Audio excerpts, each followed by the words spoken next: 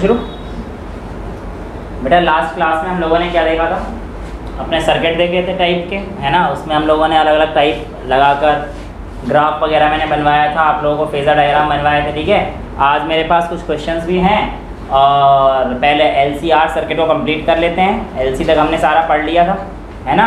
अब आप कहोगे सर वो LC सर्किट का क्या है, समझ नहीं आ रहा। बेटा LC ऑसिलेशंस जो है वो आप लोगों को भी देखनी है, ठीक है ना। एक तो डिटेल्ड है और ऊपर से अगर आप लोगों को मैं जैसे बता रहा हूँ, आप लोगों को उसको ध्यान में रखो। सर क्या कि भाई आप लोगों को ये बस पता रहना चाहिए कि हमारे पास सर्किट में कौन कब लीड करता है और कौन लैग करता है, बस इतनी कहानी रखो। और आप लोगों के लिए तो और सिंपल है, इवन बोर्ड्स और जेईई मेंस तक के लिए इवन क्या कि आप लोगों का नीट में भी पैरेलल सर्किट नहीं है। अगर आप लोग बोलोगे पैरेलल सर्किट करा दो तो मैं करा दूंगा, मुझे एज सच कोई प्रॉब्लम नहीं है। कंपटीशन में पूछ सकता है, पैरेलल सर्किट पूछा जा सकता है, मुझे दिक्कत नहीं है ना। अगर आप लोग बोलोगे तो मैं करा दूँ, लेकिन जनरली नहीं आता। तो आप लोगों के लेवल पे क्या है, सीरीज सर्किट ही। तो हम लोग शुरुआत करने जा रहे हैं आज के टॉपिक में अपने किससे, LC-R, यानी कि इस बार हमारे पास एक ऐसा सर्किट है जिसमें रेजिस्टेंस भी होगा, इंडक्टेंस भी होगा और कैपेसिटेंस भी होगा। हालांकि मैंने इसका ओवरव्यू आप लोगों को दे दिया था कि बेटा होगा क्या हमारे पास, राइट। तो देखिए ये सर्किट हमारे पास क्या है बच्चा, एक LC-R सर्किट है। अब इस LC-R सर्किट में आप लोगों को जो चीज़ पता है वो ये है कि सर जो करंट होगा वो तो सीरीज में सेम रहता है। तो करंट हमारे पास बेटा चाहे इंडक्टर में जाए, चाहे रेजिस्टर में जाए, चाहे कैपेसिटर में जाए, सेम आने वाला है, उसमें तो कोई दिक्कत वाली बात नहीं है। तो सर हमारे पास करंट इस तरफ जा रहा है और पोटेंशियल डिफरेंस अक्रॉस वोल्टेज की अगर आप बात करेंगे तो sir potential difference across voltage हमारे पास ये आएगा, ठीक है। आप सुनो, मैंने पिछले क्लास में तुम लोगों को इम्पीडेंस वगैरह बताया नहीं था, बट मैंने आप लोगों को ओवरव्यू तो दिया था, राइट। मैं आप लोगों को ये सर्किट पढ़ा रहा हूँ, इसके बाद सारे काम मैं इसी से करा दूंगा तुम्हारे, सारे बोले तो सारे, ठीक है। देखो बस एक बार देख लेना कैसे।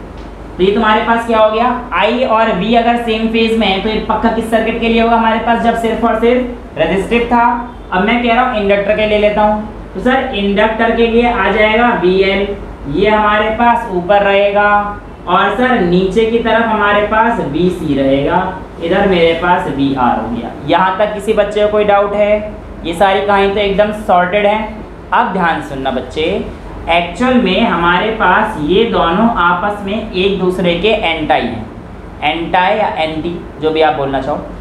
आप लोगों को पता है कि ये एडिशन वेक्टोरियल एडिशन होता है, मैंने आपको फर्स्ट या सेकंड क्लास में एक चीज़ बताई थी बच्चे।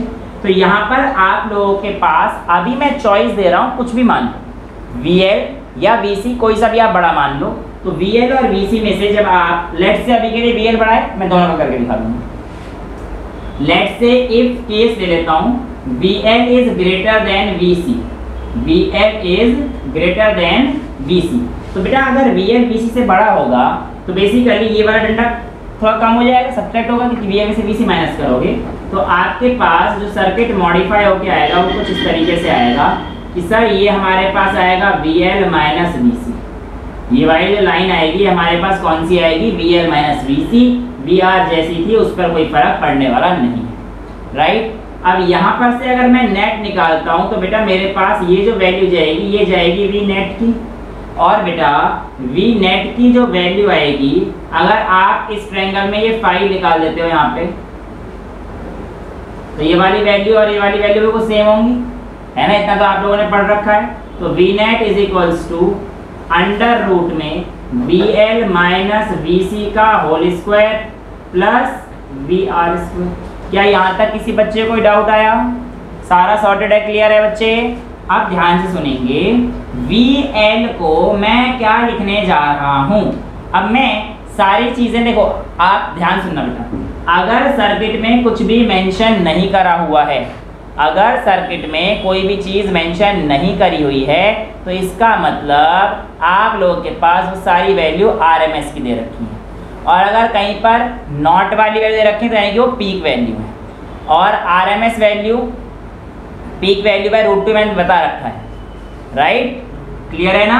अब देखिए तुम्हारे पास वी नेट आ गया। अब वी नेट पे मैं क्या लिखने जा रहा हूँ, इस चीज को ध्यान सुनना, क्या लिखने जा रहा हूँ इस चीज को ध्यान सुनना।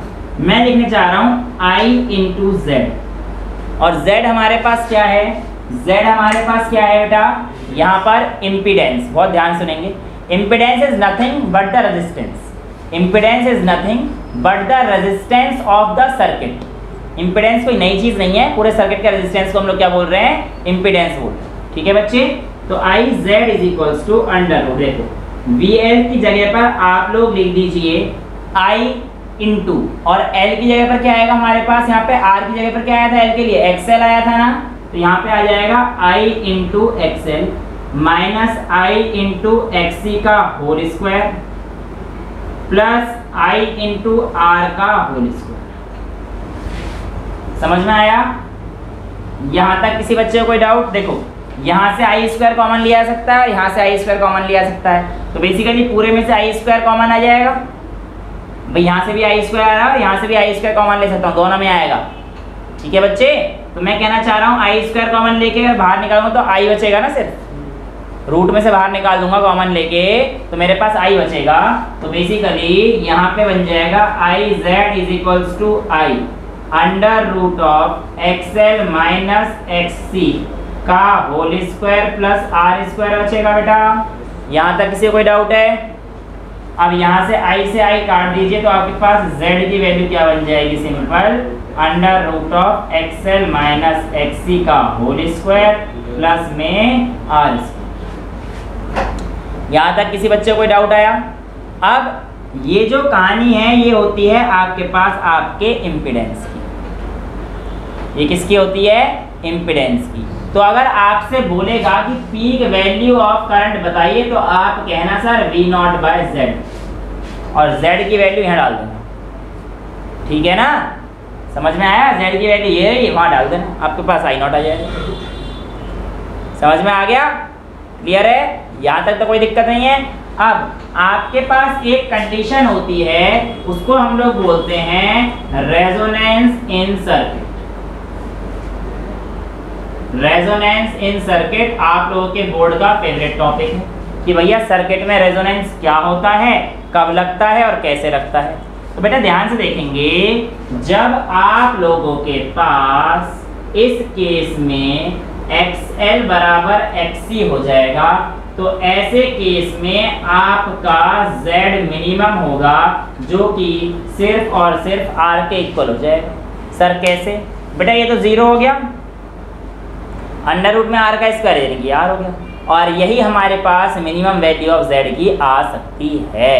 नहीं सर वो सर मिनिमम वैल्यू सर ऐसे भी तो आ सकती है, अगर XC बड़ा है सर नेगेटिव आ जाएगा, और सर नेगेटिव में कुछ प्लस माइनस करेंगे सर वो, अबे नालायकों मूर्खों सुनो, गलती मत करो, अगर यहाँ पे वैल्यू नेगेटिव भी आई तो उसका स्क्वायर है, वैल्यू नेट पॉजिटिव ही रहेगी। इसलिए ये मिनिमम वैल्यू अगर आपसे क्वेश्चन पूछता है तो आप लोग गलती ना करें, उसके केस में जो आपका Z मिनिमम रहता है हमारे पास क्या रहता है, R ही रहता है, ठीक है? समझ में आया? अब सुनो मेरी बात जरा, अगर मैं आप लोगों से बोलता हूं मुझे बताओ इम्पीडेंस क्या होगा किसके केस का, लेट्स से इंडक्टर और रेजिस्टेंस वाला केस L और R का, ठीक है? इसमें से मैंने आपको LR का पूछ लिया। सर इसका मतलब आप ये कहना चाह रहे हो C जीरो है? हाँ बेटा बिल्कुल। सर C जीरो है तो हमारे पास ये जीरो हो जाएगा, तो Z की वैल्यू मैंने आप लोगों को वहां पे इंपीडेंस नहीं कराया था, याद करो, मैंने वहां पे एक बार भी आपको इंपीडेंस नहीं कराया रखा है। रीजन था क्योंकि मैं वहां पे करा था, टाइम वेस्ट था। यहाँ पे अब आप खुद निकालोगे, अब आप खुद निकालोगे। अगर मैं कहता हूं in case of LR circuit, LR circuit में आप लोग मुझे इंपीडेंस बताइए। सर LR सर्किट का मतलब हो गया XC जीरो हो गया, तो सर इसके केस में जब आप इंपीडेंस निकालेंगे तो सर ये आएगा अंडर रूट में XL का स्क्वायर प्लस R स्क्वायर। बेटा ये तो इसके जीरो हो जाएगा ना, तो ये सिर्फ XL का स्क्वायर हो जाएगा, XL का स्क्वायर हो जाएगा सर वो सर। लेकिन सर अगर हम लोग XC का निकालेंगे तो हाँ बेटा वही XC, ये थोड़े L और C यहाँ पे सेम हो जाता है, थोड़ा ध्यान रखना बस। XC का स्क्वायर प्लस RC का स्क्वायर, सर इंपीडेंस किसका हो गया ये, RC सर्किट का। सर लेकिन LC में तो सर जीरो आ जाएगा। सर इस बात का क्या मतलब है? हाँ बेटा इस बात का मतलब है कि आपका पूरा पोटेंशियल डिफरेंस जितना भी आया था अलोंग द रेजिस्टर फ्लो हो जाएगा। या अलॉन्ग द लाइन फ्लो हो जाएगा, या अलॉन्ग द वायर फ्लो हो जाएगा। समझ में आया? क्योंकि वहाँ पे XL इक्वल टू अगर XC हो जाएगा तो रेजोनेंस कंडीशन, पहली बात तो समझ में आया भाई। यहाँ पे अगर हमसे रेजिस्टेंस, ध्यान सुन लो, गड़बड़ कर दोगे वरना। Z is equals to XL equal to XC आया LC सर्किट है, तभी तो कहानी है कि Z इक्वल टू 0 आएगा। अदरवाइज तो हमारे पास डिपेंड करेगा कि हमारी जो वैल्यू है वो किसकी ज़्यादा है, किसकी ज़्यादा, तभी तो कहानी आएगी, तभी तो कहानी आएगी। अगर L की वैल्यू ज़्यादा हुई तो XL में से XC माइनस करेंगे, C की ज़्यादा हो तो C में से माइनस करेंगे। समझ में आ रहा है कुछ? हाँ सर, कुछ नहीं आएगा, ऐसे भी क्वेश्चंस कराऊंगा तो आपको और फील आएगी इसकी। तो LC की तुम्हारे सिलेबस अभी नहीं आ रहा तो ये क्वेश्चन दूंगा, ऐसा नहीं है कि हम लोग नहीं करेंगे, सारी चीज़ करेंगे। पर मैं तुम्हें बता रहा हूँ, अगर तुम समझ सकते हो तो इस बात को शायद समझ गए होगे जो मैं तुम्हें समझाना की कोशिश कर रहा हूँ। L और C की कहानी रखनी है तो हमेशा 0 नहीं आएगा, वो केवल एक ही कंडीशन में 0 आएगा। अगर आपके पास LC सर्किट बोला तो R तो है ही नहीं, तो ये 0 आ जाएगा? नहीं सर, ये इतना आएगा जो बड़ा होगा उसकी वैल्यू में से उसे माइनस करेंगे। समझ में आया क्या कहना चाह रहा हूँ? ठीक है, तो ये तुम्हारे पास 3-4 केस होते हैं। अब इसके केस में हमारे पास जैसे ये बना, इसको हम लोग एक इम्पीडेंस ट्रायंगल के नाम से भी जानते हैं। तो अगर मैं V नेट के केस में बात करूंगा तो हमारे पास ये आया था, तो Z की वैल्यू आई थी XL माइनस XC और R स्क्वायर, बेसिकली इसकी टर्म्स में हम बात करेंगे। ध्यान से देखेंगे यहाँ पर जो हमारे पास इम्पीडेंस ट्रायंगल बनेगा, ध्यान से देखो बच्चे एक बार, यहाँ पर क्या आएगा मेरा XL माइनस XC, सेम वही कहानी। और ये जो मेरे पास है ये नेट की वैल्यू आई है, और नेट वैल्यू मेरे पास क्या है यहाँ पे Z, और नीचे क्या बन जाएगा मेरे पास R। तो ये देखो ये आ गया, समझ में आया? अगर आपसे बोलता है आप लोग मुझे बताइए, अगर आपके पास LCR सर्किट है, ये सब दे दिया, XL XC R दे, तो बोलेगा tan phi की वैल्यू बताओ या phi की वैल्यू बताओ, तो आप लोग ये बनाओगे इम्पीडेंस ट्रायंगल। और इसमें अगर आप tan phi निकालते हो तो tan phi की वैल्यू कितनी हो जाएगी हमारे पास?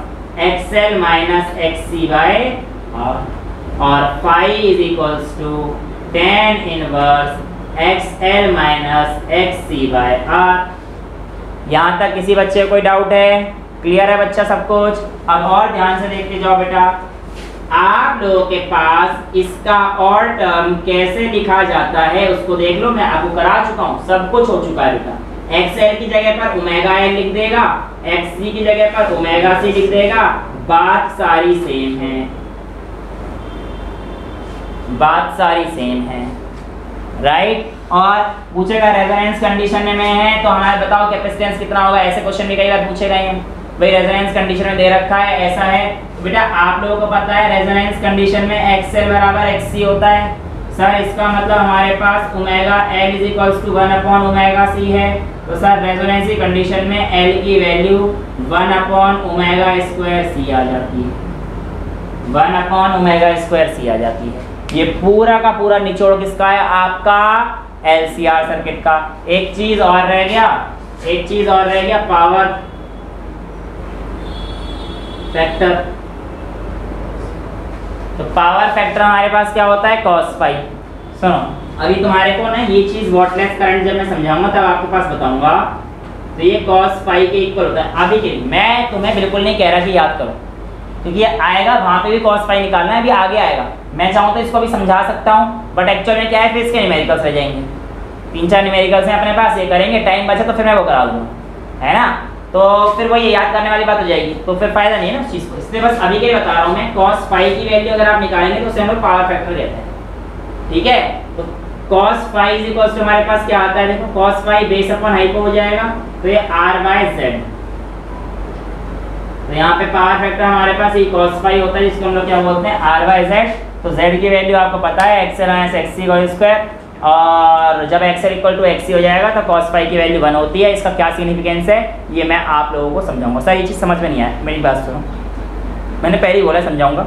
अगर थोड़ा सा समझना है, अगर तुम लग रहा है कि तुम समझ सकते हो तो तुम ये देखो, मैं ये कह रहा था कि जब XL इक्वल टू XC हो जाएगा तो Z की वैल्यू में हमारे पास यहाँ पे ये कहानी होगी, ये खत्म हो जाएगा, तो बेटा R स्क्वायर का रूट आ जाएगा, R आ जाएगा, R से R कट जाएगा, cos phi की वैल्यू 1 हो जाएगी, phi की वैल्यू 1 हो जाएगी, तो इसका मतलब सारा का सारा करंट यहाँ से चल जाएगा ऐसे। यही तो मैं समझाया था, यही तो मैं समझाया था। अगर XL इक्वल टू XC होगा तो हमारे पास ऐसे हो जाएगा करंट सीधा, ना इधर ना उधर, कोई ऊपर नहीं चली, कोई 90 डिग्री नहीं, कोई 30 डिग्री नहीं, कोई कुछ नहीं। ठीक है जी, समझ में आया? क्लियर है? तो ये 3-4 क्वेश्चन है, इसको मैं आप लोगों को कराता हूँ। ये सब ने नोट कर लिया है? 1 2 3 4 क्वेश्चन है जो छाप के लाया हूँ मैं, ठीक है ना बेटा? बेसिकली सारे के सारे PYQs है ना? और तुम्हारे ये जो रेफरेंस बुक है इसके क्वेश्चन है, कोई नई चीज़ नहीं है। जो कौन सा वाला बेटा? ये वाला ना बेटा, ये मिटा दूँ, इतना मिटा दूँ। ओके बच्चा, ये लीजिए, ये लीजिए, डन। आप देखिए बेटा, पहला क्वेश्चन कह रहा है, देखो वैसे तो पूरी लैंग्वेज दे रखी है, हमने को लैंग्वेज से दिक्कत नहीं, मैं तुम्हें बता देता हूँ क्या कहना चाह रहा है। पहला क्वेश्चन ये कहना चाह रहा है आपके पास अगर सर्किट में रेजिस्टेंस की वैल्यू दे रखी है 300 ओम, कैपेसिटेंस दे रखा है 20 माइक्रोफैराड, इंडक्टेंस दे रखा है 1 हेनरी, ERMS दे रखा है 50 वोल्ट, सब कुछ दे रखा है इसमें, फ्रीक्वेंसी दे रखी है 50/π हर्ट्ज, और आपको बताना है कि आपके पास IRMS कितना होगा सर्किट में।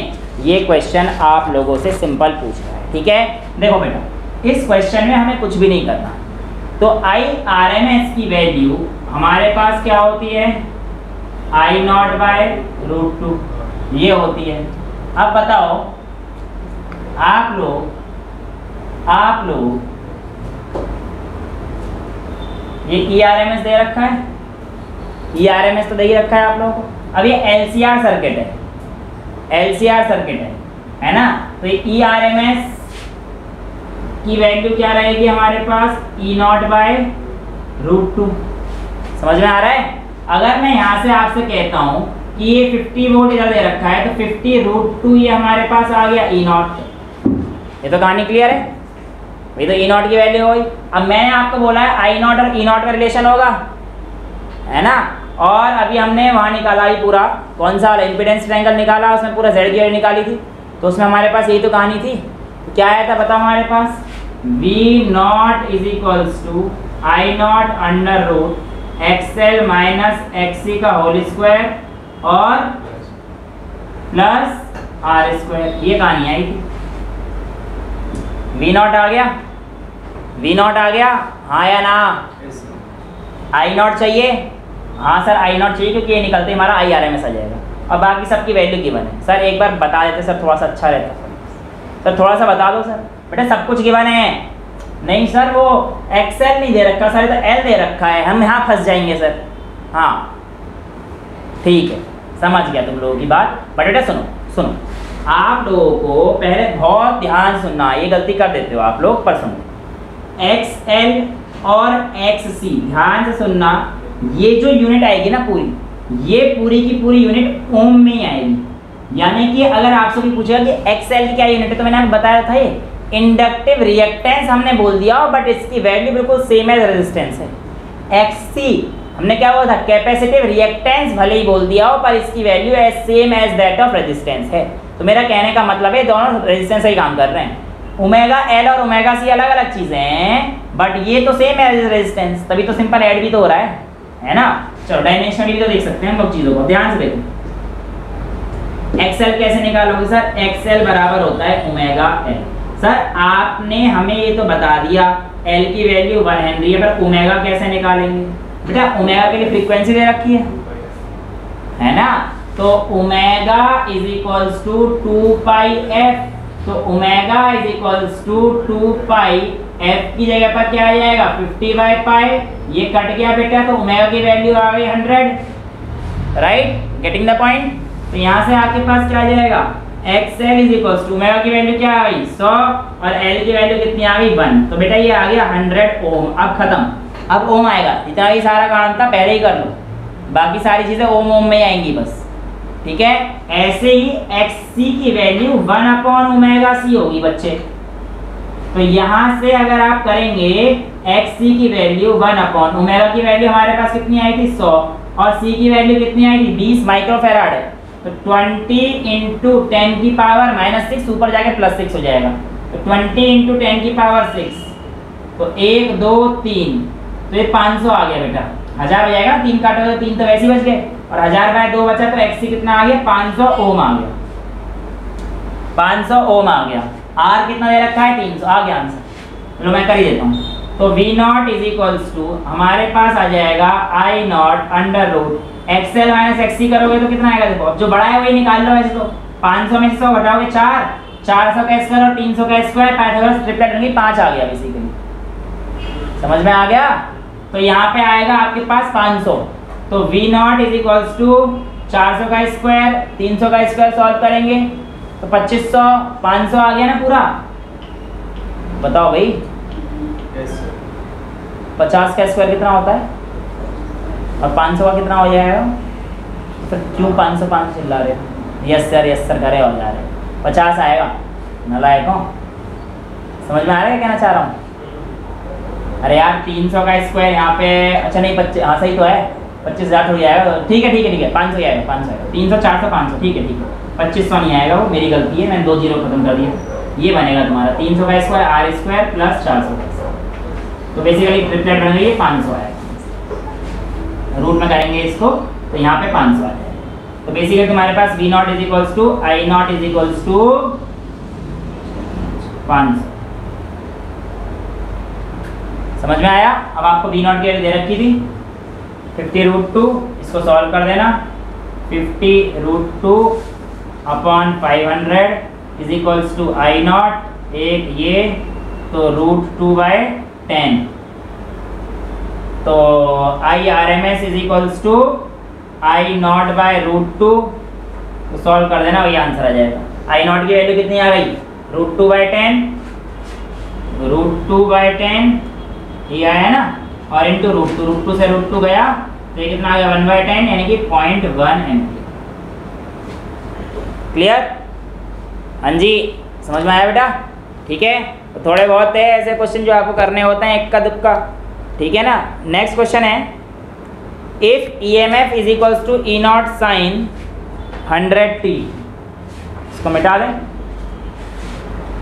इसको मिटा देते हैं और अगले क्वेश्चन की तरफ बढ़ते हैं। बेटा आप सभी को LCR, इम्पीडेंस, रेजोनेंस ये सारी चीज समझ में आ गई है ना, क्योंकि तुम्हारे बोर्ड्स के लिए तो ये बहुत इंपॉर्टेंट है।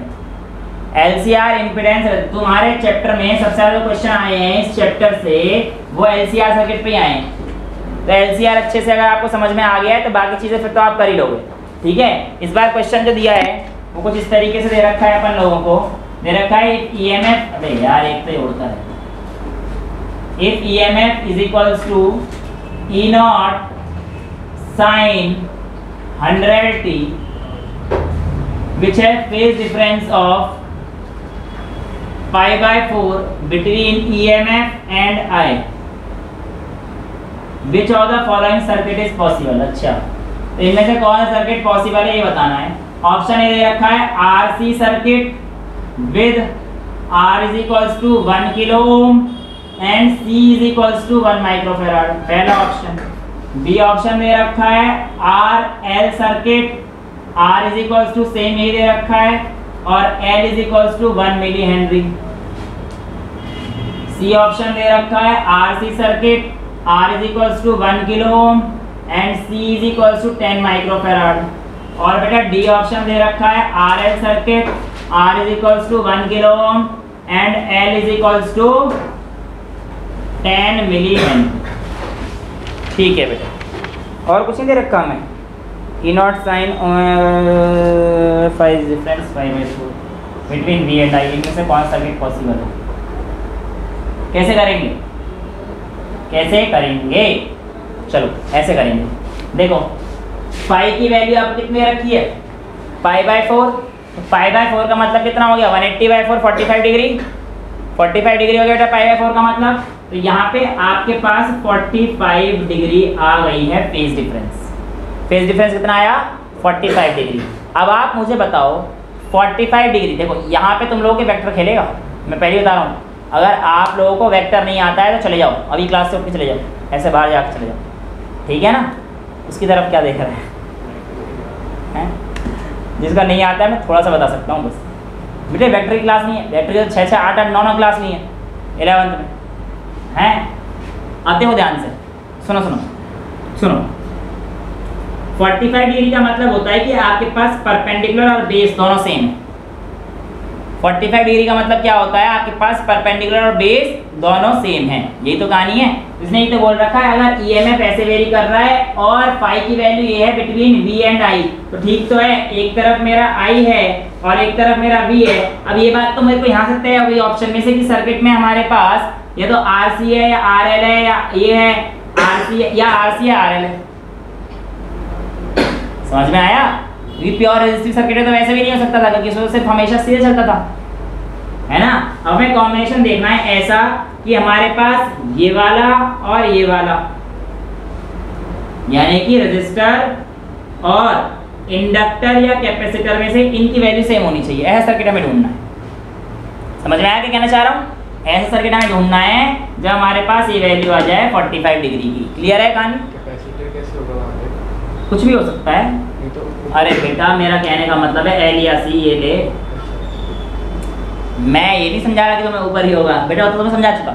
मैं इस क्वेश्चन के हिसाब से समझाना चाह रहा हूँ तुम लोगों को कि हमें क्वेश्चन ने क्या हिंट दिया और उससे हमें क्या निकालना है। ठीक है, चलो देखते हैं। अब देखो यहाँ पे आर ये दे रखा है, सी 1 माइक्रोफैराड दे रखा है। अब इधर हमारे पास या तो एक्सएल माइनस एक्ससी होना चाहिए, बट यहाँ तो एक ही चीज दे रखी है, तो या तो एक्सएल होगा एक्ससी। जो सी दे रखा है तो हम लोग एक्ससी ले लेते हैं, इधर एक्ससी लेते हैं। और एक्ससी की वैल्यू क्या होती है 1/ओमेगा सी। देखो ओमेगा ये दे रखा है इसमें, ये हिंट है। ओमेगा इज इक्वल्स टू 100 क्योंकि E naught sine omega t होता है, E is equals to E naught sine omega t होती है। तो इस क्वेश्चन ने हिंट दे रखा है तुम लोगों की ओमेगा इसका कितना है 100 है। तो यहाँ पे हमारे पास ओमेगा की वैल्यू 100 है, तो यहाँ से आ जाएगा xc is equals to 1/100 into capacitor कितना बोल रखा है इसने 1 माइक्रोफैराड, तो 1 × 10 की पावर -6, ये ऊपर जाके +6 हो जाएगा। तो xc की वैल्यू कितनी आ गई बेटा 10 की पावर 4 और रेजिस्टेंस कितना दे रखा था 1 किलो यानी 1000। नहीं बनेगी बात क्योंकि देखो इसमें रेजिस्टेंस कितना बन रहा है 1000 ओम और xc कितना बन रहा है 10 की पावर 4 ओम, तो एक जीरो ज़्यादा है, यानी कि ये सर्किट पॉसिबल नहीं है। दूसरा सर्किट में देखो बेटा सेम R तो 1 किलो ओम दे रखा है, L is equals to 1 milli henry, तो 1 मिली हेनरी, तो XL इज इक्वल्स टू होता है ओमेगा L। तो ओमेगा की वैल्यू आपको दे रखी है 100 और मिली हेनरी का मतलब कितना हो गया 1 × 10 की पावर -3। ये भी नहीं हो पाएगा ना, 0.1 आएगा, समझ रहे हो 100/1000 हो जाएगा ना, तो 1/10 हो गया 0.1, यानी कि इसमें भी हमारे पास XL और R इक्वल नहीं है। तीसरे केस में चलो बेटा ये 1 किलो ओम, इसको तो देखना नहीं, इसको देखो तो XC इज इक्वल्स टू 1/ओमेगा सी, यहीं कर देता हूँ 10 माइक्रोफैराड है ना, 100 × 10 × 10 की पावर -6। हाँ आ गया ये, देखो 1000 नीचे 1000 ऊपर जाएगा 10 की पावर 6 हो जाएगा, 1000 से कटेगा ऊपर 3 जीरो बचेंगी बेटा, जिसको दिक्कत हो रही है मैं कर देता। ये आएगा बेटा 10 की पावर 6/1000, ये इससे कटेगा 3, तो ये आ गया 1000 आ गया ना। देखो XC भी 1000 और RC भी 1000, जब इधर 1000 होगा और इधर 1000 होगा तो बेटा इधर एंगल कितना बनता है 45 डिग्री। ठीक है, और नेट वैल्यू a√2 आती है अगर ये a है तो इधर 1000√2 बनेगी। ठीक है ना, ये वैल्यू आप लोगों को पता होनी चाहिए। 120 डिग्री पे वैल्यू बराबर आती है, 45 डिग्री पे √2 आती है, 6 डिग्री पे कितनी आती है √3 आती है। ऐसी वैल्यू आप लोगों को पता रहनी चाहिए, ठीक है ना। 180 डिग्री पे a - b होता है, 0 डिग्री पे a + b होता है, अगर दो वेक्टर हैं तो। ये सारी कहानी आपको पता रहनी चाहिए। नेक्स्ट कर सकते हैं एक क्वेश्चन और। ये क्वेश्चन थोड़ा सा ट्रिकी है, बट ट्रिकी क्यों है क्योंकि मुझे ना आप लोगों को समझाना है। अगर आप मुझसे पूछोगे कि सर आप करो तो मेरे लिए टाइम लगेगा 10 to 20 सेकेंड, और सर दूसरे वाले मेथड से मुझे भी 2 से 3 मिनट यानी कि 4-5 मिनट मेरे को भी लगेंगे आराम से, है ना। तो मैं आप लोगों को दोनों चीजें इसको बता देता हूँ, क्वेश्चन को क्या कहना चाह रहा है, और उसके बाद हम लोग देखेंगे आगे की कहानी, अगर टाइम बचता है तो। Will see. Question is good. ये कहता है एक ऑल्टरनेटिंग वोल्टेज है जिसमें वोल्टेज की वैल्यू हमें दे रखी है 220 sin 100 pi t इज applied to a purely resistive, यानी कि सर्किट में केवल क्या है, रेजिस्टेंस ऑफ लोड 50 ओम, और उस रेजिस्टेंस की हमारे को कितना दे रखा है, 50 ओम दे रखा है। Time for current to rise from half to peak value, half to peak value कितना टाइम देगा, ये क्वेश्चन अच्छा क्वेश्चन है, अच्छा क्वेश्चन है, हाँ ठीक क्वेश्चन है। देखो ध्यान से पहले आप इस चीज़ को समझने की कोशिश करो कि हमारे पास जो करंट की ग्राफ है वो कुछ इस तरीके से चलती है, और ये इसका पीक वैल्यू आता है जो बेसिकली हमारे पास आई नॉट की वैल्यू है, और इसका हाफ यहाँ पर है और यहाँ पर है, राइट। तो यहाँ पर अगर मैं इसको लिखता हूँ तो ये मेरे पास क्या आएगा बेटा, आई नॉट बाई 2 बनेगा। अब आपके पास दो ऑप्शन है, ये वाला वैल्यू तो फिक्स है, ये तो हमें वैसे ही पता है हमारे पास T/4 पे आता है, ये तो हमें वैसे ही पता है T/4 पे आता है, राइट, समझ में आ रहा है। और अब ये वाली वैल्यू हमें नहीं पता ना कब आती है, ये वाली वैल्यू। तो टोटल में से अगर आप ये वाला टाइम माइनस कर दो तो आपके पास ये आ जाएगा, है ना। अच्छा नहीं, ये नहीं करना हमें तो ये निकालना है कितने टाइम में हाफ से पीक, तो बेसिकली ये डेल्टा टी निकालना है। तो इसमें से अगर ये वाला टाइम माइनस कर दो जहाँ पे ये गया था 1/2 वाला टाइम, तो आपके पास बात बन जाएगी, है ना, समझ में आया, ठीक है कोई बात नहीं। आप ऐसा करिए, I = I not sine omega t होता है, यही कहानी होती है। क्लियर आ रहा है आपको समझ, हाँ या नहीं, बताओ। तो बेटा बेसिकली यहाँ पे आई की जगह पर मुझे क्या लेना है, हाफ वैल्यू, हाँ बेटा पकड़ लो शिवांश इसको। I0/2 = हमारे पास क्या आ जाएगा, I not sine omega t. तो बेसिकली हमारे पास अगर मैं इसको हटा देता हूँ तो sign omega T 1/2, omega T की बेसिकली क्या एंगल ही तो है, थीटा ही तो है, 1/2 हो गया। तो बेसिकली मेरे को फाई की वैल्यू कितनी मिल रही है आपको पास, 5/6 साइन फाई लिख लो यार, एक ही बात है। कितना मिल रहा है तुम लोगों को, ये 5/6 यानी कि 30 डिग्री मिल रहा है ना।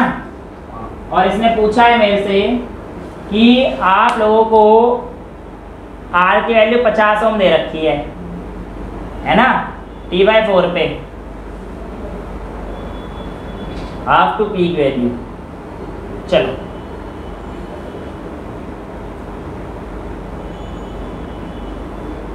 देखो इसको अभी करता हूँ, इसका पहले तुम्हें वो वाला मेथड बता ही देता हूँ, है ना। इसमें ये और क्या होगा भी बताता हूँ। यहाँ देखो एक बार फटाफट से, अगर मेरे पास ये मैंने फेजर डायग्राम आप लोगों को समझा रखा था, और फेजर डायग्राम में अगर मेरे पास यहाँ से लेकर यहाँ तक की वैल्यू स्टार्ट होता है 0 से, तो पीक वैल्यू यहाँ पे जाएगी बेटा, पीक वैल्यू यहाँ पर जाएगी, ये कहानी है हमारे पास, समझ में आ रहा है। और जब ये हमारे पास I0/2 पे था तो फाई की वैल्यू कितनी, हाँ सही, I0/2 था तो फाई की वैल्यू कितनी आ गई, 30 डिग्री आ गई। तो बेसिकली ये देखो आप, ये यहाँ पर है कुछ हाफ पे है ना, तो बेसिकली ये कितना है हमारे पास I0/2, तो ये एंगल कितना आ गया मेरे पास, 30 डिग्री आ गया। लेकिन क्वेश्चन ने हमसे क्या पूछा है, जब हाफ से फुल पे जाएगा तो उसका टाइम कितना होगा, ये तो पूछा है आपसे, हाफ टू पीक वैल्यू में टाइम कितना लगेगा, ये तो पूछा है ना आपसे। तो यहाँ से लेकर यहाँ तक का टाइम पूछा है आपसे, तो यहाँ से लेकर यहाँ तक का थीटा कितना हो जाएगा, 60। और पहली क्लास में हमने क्या बताया था, थीटा = ओमेगा टी, ओमेगा की वैल्यू कितनी है 100 पाई, बेटा 100 नहीं है, ए साइन ओमेगा, ओमेगा पूरा है 100 पाई। तो थीटा की वैल्यू कितनी हो जाएगी, यहाँ से यहाँ तक जाएंगे 60 डिग्री, और 60 डिग्री आप क्या देख सकते हो π/3, तो ये हो जाएगा π/3 = ओमेगा की वैल्यू बच्चे क्या आएगी 100 पाई। और टाइम आपसे पूछा, ये टाइम तो पूछा है आपसे बेसिकली, यहाँ से यहाँ तक के जाने का टाइम पूछा है ना। एक मेथड और है इसका लंबा वाला, ये वाला, ये इसमें से इसे माइनस करने का भी आता है ना, वो लंबा मेथड हो जाएगा, करा देंगे अभी, देखते हैं पहले इसको सॉल्व करके। पाई से पाई गया तो टी की वैल्यू कितनी आ गई है 1/300 आएगा ना, ये इधर लेके जाओगे तो बेटा हमारे पास कितना आएगा, ये 1/300। क्या हो गया, तो क्या हो गया बेटा, मिली सेकंड में टाइम, माइक्रो सेकंड में टाइम होते नहीं है, इसमें तो कोई दिक्कत हो ही नहीं चाहिए मेरे पास हिसाब से, ठीक है। और तो कोई वैल्यू हो ही नहीं चाहिए, हाफ टू पीक वैल्यू, ठीक है। एक बार मैं इसे चेक कर लूँगा, जहाँ तक मुझे याद आ रहा है ना 1/600 के आसपास होता है इसका आंसर। हाँ नहीं 600, हाँ बेटा आप कुछ बोल रहे हो सर, पूरा 60 डिग्री कैसे बनेगा बेटा, नहीं पर वो ग्राफ ये 30 डिग्री है, ये हमने निकाला I0/2 पे। अब यहाँ से यहाँ पर जब जाएगा ये तो पीक वैल्यू होगी ना सर, ग्राफ में यहाँ से उस लाइन तक है, पर उसमें सिर्फ वो जो पीक है बेटा, ये देख यहाँ पे जाते वक्त ये 90 डिग्री पे होता है, पीक वैल्यू पे 90 डिग्री पे होता है। आप ये चीज़ मत, ये साइंस वाला ग्राफ है, यहाँ पे सिमेट्री नहीं चल रही है कि सर यहाँ पे 30 है तो यहाँ पे भी 30 होगा, 30 और 30 60। हाँ अगर ये 30 है तो पीक वैल्यू भाई यहाँ से I0/2 पे है, अब पीक वैल्यू नहीं पे अटेंड करेगा ना, I0 90 डिग्री पे तो अटेंड करता है, पीक वैल्यू 90 डिग्री पे अटेंड करता है, ये ग्राफ 90 डिग्री पे होता है बच्चे, समझ में आ रहा है आपको। अगर ये ग्राफ 90 डिग्री पे है तो 30 ये हो गया, तो बचा कितना 60। तो एंगल इज इक्वल्स टू हमारे पास आर्क अपॉन रेडियस और theta is equals to omega t, तो मैंने आपको पहली क्लास में बता रखा है, ठीक है। मेरे को जहाँ तक याद है 60 डिग्री के लिए π/3 ओमेगा 100 पाई दे रखा है, तो 1/600 आता है, 1/300 करेंगे तो 3 3 या 9, नहीं सही है, शायद सही है, 3 पॉइंट समथिंग सेकेंड होता है, ठीक है ना। तो एक बार चेक कर लेंगे, कोई दिक्कत वाली नहीं है, आपको समझ में आ गई कहानी, कोई दिक्कत तो नहीं है, करना यही है तो π/6 है ना मेरे बच्चे। सुन सुन सब्र रख तू, समझिए नहीं मैं समझा देता हूँ दोबारा। अरे नहीं, मैंने वो वाला किया। हाँ तो बेटा मैं ये तो कह रहा हूँ, ये π/6 मैंने इसी के लिए तो निकाला था कि मैं 30 डिग्री पे पहुँच जाऊँ। मैंने क्या बोला कि तुम्हारे पास ये इक्वेशन होती है, ओमेगा टी निकाल रहे हो तुम लोग, तो बेसिकली ये हमारे पास कहाँ थीटा मान लो यार, इसको दिक्कत आई ओमेगा टी में कुछ भी मान लो, मेरे को साइन का फंक्शन देख रहा है जो कितनी वैल्यू पे ये है, अभी I0/2 पे कितने डिग्री पे है, मुझे ये पहले निकालना है। थीटा पीक वैल्यू से लिया है, उसकी हाफ वैल्यू। क्वेश्चन पढ़ के आए, क्वेश्चन निकालना है हमें कि जब वो हाफ से पीक पर पहुंचेगा तब टाइम कितना लगेगा। तो हाफ के लिए तो 30 डिग्री पे आए, हमने निकाल दिया जब ये हाफ पे पहुंचा। अब हाफ से पीक पे पहुंचेगा तो बचा हुआ एंगल कवर करेगा, 30 डिग्री का इसने पहले से कवर कर रखा है बेटा, तो हाफ से पीक का कितना आएगा 90 - 30। तो इस साइड है ना सर, पीक किधर मान रहा है, तो किधर मान रहा है, पीक क्या है, यहाँ पे हाफ पीक साइन की वैल्यू पीक कब होती है, साइन की वैल्यू पीक कब होती है, हाँ 90 डिग्री पे। ये वैल्यू कितनी है, साइन का कार्य दिख रहा है आपको, ये वैल्यू कितनी है, अगर आपके पास ये वैल्यू कितनी आ गई, अब बचा कितना, तो वही तो तेरे से पूछ रहा हूँ। और तू क्या पूछना चाह रहा है, पूछ ले बेटा, पूछ क्या पूछना चाह रहा है। अब मैं सोच समझ के पूछूंगा। नहीं तो पूछ ले बेटा, कोई दिक्कत नहीं, अभी कंफ्यूजिंग हो जाएगा। नहीं आप पूछ सकते हो, मैं बता दूँ, कोई कंफ्यूजन नहीं हो रही। शायद वो ये बोल रहा है कि इस साइड बन रहा है पीक और ग्राफ में इस साइड बन रहा है, वो ये ग्राफ में कंफ्यूजन, मैं एक बार देख के आपसे पूछूंगा। हाँ ये और अच्छी बात है, ऐसा कोई दिक्कत नहीं है, मैथ वाला नहीं है इतना, तो आप मैथ मैंने बेसिक करा दिया आप लोगों को, बेसिक वाली ग्राफ में, ठीक है। कोई भी कंफ्यूजन हो, ये बहुत अच्छी बात बोली है कि सर मैं पहले एक बार खुद पढ़ लूंगा, मैं खुद समझूंगा, उसके बाद पूछ लूंगा, अभी तो शायद मैं खुद ही कंफ्यूज हो जाऊंगा, है ना, लेकिन ऐसा है नहीं। अगर अच्छा आपको ये क्लियर है क्वेश्चन, ठीक है, तो अभी यहीं तक रख सकते हैं, कोई दिक्कत नहीं है। 3-4 क्वेश्चन हो गए हमारे, कितने हुए, 3 क्वेश्चन हो गए, और LCR सर्किट हो गया, काफ़ी है, कोई दिक्कत नहीं। अगली बार जो मैं तुम्हें कराऊंगा वो कराऊंगा वॉटलेस करंट करा दूंगा, पावर फैक्टर मैंने तुम्हें करा ही दिया है ना। पावर तीनों के लिए निकालते, हाँ पावर तीनों के लिए निकालते, पावर अभी नहीं करवा दूंगा, पावर तीनों के लिए निकालते हैं, बिल्कुल निकालते हैं। P = VI, तो सुन लो, तुम मेरे से ये सवाल क्यों कर रहे हो, P = V²/R होता है ना। अब मैंने आपको V, ध्यान सुनो, जो पावर निकलता है पावर फैक्टर वो होता है P = VRMS IRMS cos ∅ बनता है, ठीक है। तो आपको VRMS मैंने निकालना सिखा दिया, RMS निकालना सिखा दिया, cos ∅ मैंने आपको निकालना चाहिए, और क्या चाहिए, ठीक है। अभी मैं ये चीज़ कराऊंगा तो टेंशन ना ले, और यहाँ से आप लोग कोई भी वैल्यू को निकाल सकते हैं।